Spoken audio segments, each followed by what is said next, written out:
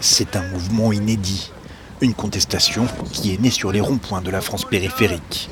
Il y a un an, des dizaines de milliers de personnes enfilent un gilet jaune, le symbole d'un profond ras-le-bol social. Taxes sur les carburants, matraquage fiscal, mort des services publics.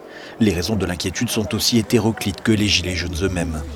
Rapidement, le mouvement sème partout en France et la colère grandit.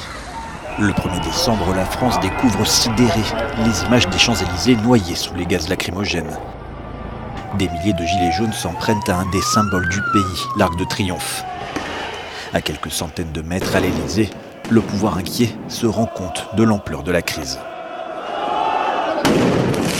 L'exécutif semble pris de court. Il réagit 10 jours plus tard, le 10 décembre, en direct à la télévision. Exit la taxe sur le carburant, Emmanuel Macron promet une hausse du salaire minimum de 100 €, une prime de fin d'année, le retour des heures supplémentaires défiscalisées, mais pas de l'ISF, pourtant l'une des principales demandes des Gilets jaunes.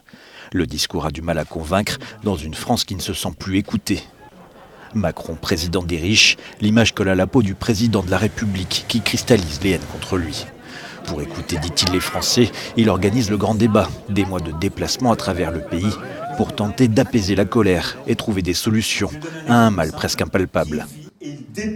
Opération réussie pour l'exécutif, le mouvement s'essouffle doucement, mais les cicatrices demeurent dans la société française.